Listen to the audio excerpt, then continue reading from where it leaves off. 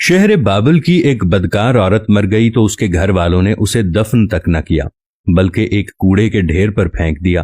حضرت موسیٰ علیہ السلام جب کوہ طور پر اللہ تعالیٰ سے باتیں کرنے کے لیے گئے، اللہ نے فرمایا، میری ایک کنیز کی لاش کوڑے پر پڑی ہے، اسے غسل دلاؤ اور عزت کے ساتھ دفنا دو۔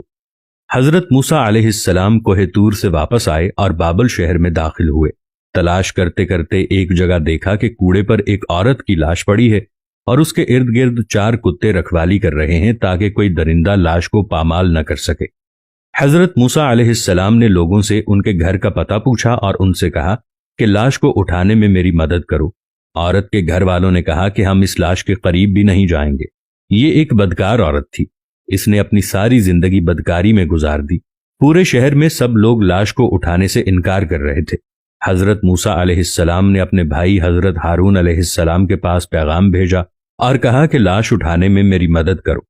دونوں انبیاء نے لاش کو اٹھایا اور پھر جب غسل دینے کی باری آئی تو شہر کی کوئی بھی عورت اسے غسل دینے کے لیے تیار نہ تھی۔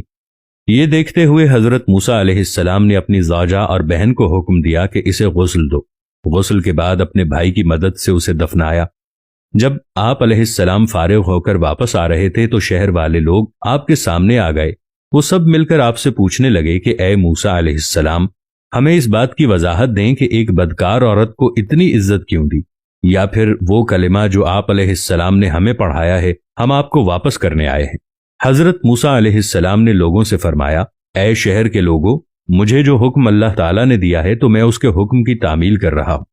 ہاں، اگلی بار جب میں کوہ طور پر گیا تو تم سب کو تمہارے اس سوال کا جواب مل جائے گا۔ لوگ یہ سن کر چلے گئے۔ حضرت موسیٰ علیہ السلام کوہ طور پر گئے اور کہا، اے میرے پروردگار، اس شہر کے لوگ مجھ سے اس بات کی وضاحت مانگتے ہیں کہ ایک بدکار عورت کو اتنی عزت سے کیوں دفن کیا گیا۔ اللہ تعالیٰ نے فرمایا کہ اے موسیٰ، یہ عورت واقعی بدکار تھی اور اس کی ساری زندگی بدکاری میں گزر گئی، مگر ایک دفعہ یہ ایک ایسی جگہ سے گزر رہی تھی جہاں پر ایک کتا پیاس کی شدت سے مر رہا تھا۔ اس نے پانی کے کنویں سے اپنے کپڑے گیلے کیے اور کتے کے منہ میں نچوڑ دیا۔ پیاسے کتے کے منہ میں جب پانی آیا، اس کے تڑپتے ہوئے جسم نے جان پائی تو مجھے عورت کی رحم دلی پسند آ گئی اور میں نے موت کے فرشتے کو حکم دیا کہ اس کی روح کو قبض کر لو تاکہ یہ آئندہ بدکاری نہ کرے، اور میں نے اس کو وہیں پر معاف کر دیا۔ دوستو، جیسے اللہ نے اس عورت کو معاف کر دیا تو ہمیں اس کہانی سے صرف ایک سبق یہ ملتا ہے کہ اللہ بہت غفور الرحیم ہے۔ آپ کے کتنے ہی گناہ کیوں نہ ہوں، لیکن اللہ کی ذات اگر آپ کی کسی ایک نیکی سے خوش ہو جائے تو وہ آپ کو معاف کر دیتا ہے۔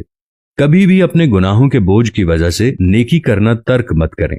کیا پتہ آپ کی یہ چھوٹی سی نیکی اللہ کو پسند آ جائے اور وہ آپ کے گناہ معاف فرما دے۔